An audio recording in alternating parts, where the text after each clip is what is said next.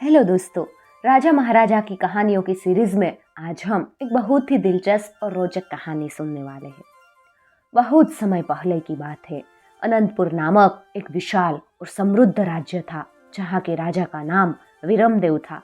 वह अपने पराक्रम, न्यायप्रियता और बुद्धिमत्ता के लिए प्रसिद्ध थे।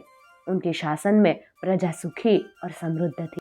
राजा को नई नई चीजों की खोज करने और रहस्यमयी स्थानों का पता लगाने में विशेष रुचि थी। राजा वीरमदेव को जब भी कोई अनोखी बात सुनने को मिलती, वे खुद जाकर सत्य की खोज करना पसंद करते। इसी कारण उनके राज्य के लोग उन्हें एक साहसी और जिज्ञासु शासक के रूप में जानते थे। लेकिन राजा को इस बात का जरा भी अंदाजा नहीं था कि जल्द ही उनके जीवन में एक ऐसा रोमांचक मोड़ आने वाला है जो उनके जीवन को हमेशा के लिए बदल देगा। एक समय की बात है। एक दिन राजा वीरमदेव अपने दरबार में राजकाज देख रहे थे कि तभी एक अजीब सा साधु वहां पहुंचा। साधु बेहद ही दुर्बल और थका हुआ लग रहा था। उसके कपड़े फटे हुए थे और उसका शरीर धूल मिट्टी से भरा था। राजा ने दया दिखाते हुए उसे बैठने का आदेश दिया और सेवकों से कहा कि उसे जल और भोजन दिया जाए। साधु ने जल पीकर गहरी सांस ली और राजा की ओर देखा। उसकी आंखों में एक विचित्र चमक थी। वह धीमी लेकिन गंभीर आवाज में बोला, महाराज, मैं एक गूढ़ रहस्य लेकर आया हूँ, लेकिन यह केवल उन्हीं को बताया जा सकता है जो निडर हो, धैर्यवान हो और सत्य की खोज में अपनी जान जोखिम में डाल सके। राजा वीरमदेव को यह सुनकर जिज्ञासा हुई। उन्होंने साधु से उस रहस्य के बारे में पता लगाने को कहा और बताने को कहा। साधु ने राजा की ओर आंखों में झांकते हुए कहा, राज्य की दक्षिणी सीमा पर एक प्राचीन गुफा है जिसे काल गुफा कहा जाता है। कहते हैं कि वह गुफा असाधारण शक्तियों और रहस्यों से भरी हुई है। उसमें जाने वाला कभी लौट कर नहीं आया, लेकिन उस गुफा में एक प्राचीन ग्रंथ छिपा हुआ है जिसमें अमरता और अद्भुत ज्ञान का रहस्य लिखा हुआ है।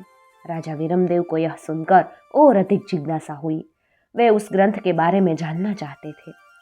लेकिन महाराज, सावधान रहिए, वहां केवल वही जीवित रह सकता है जो लोभ और भय पर विजय पाले, साधु ने चेतावनी दी। राजा वीरमदेव ने मन ही मन ठान लिया कि वे स्वयं इस रहस्यमयी गुफा की सच्चाई का पता लगाएंगे। राजा ने अपने सबसे योग्य योद्धाओं को बुलाकर इस अभियान में साथ चलने को कहा। लेकिन जैसे ही सैनिकों को पता चला कि यह यात्रा काल गुफा की ओर होगी, वे डर गए और पीछे हट गए। महाराज, यह गुफा तो मृत्यु का द्वार मानी जाती है। वहां जो भी गया कभी लौट कर नहीं आया, एक वृद्ध मंत्री ने डरते हुए कहा।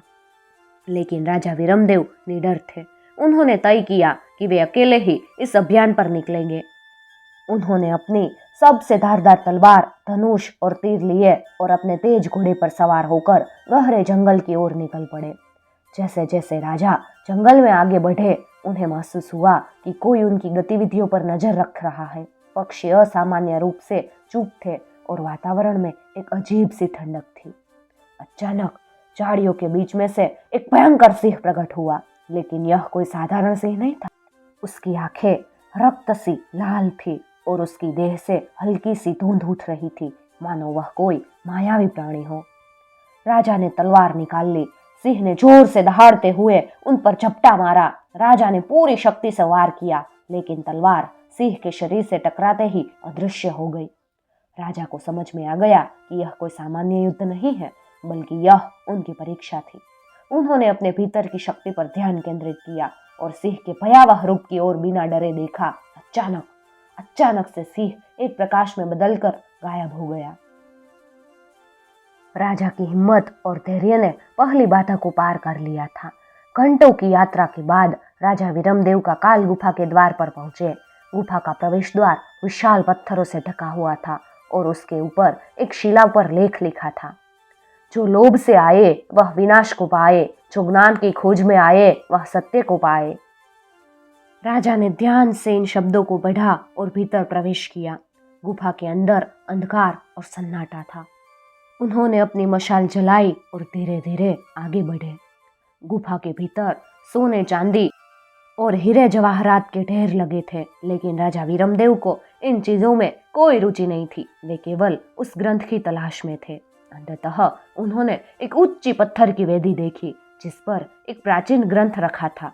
जैसे ही उन्होंने ग्रंथ को उठाने के लिए हाथ बढ़ाया, गुफा हिलने लगी और एक विशालकाय राक्षस प्रकट हुआ।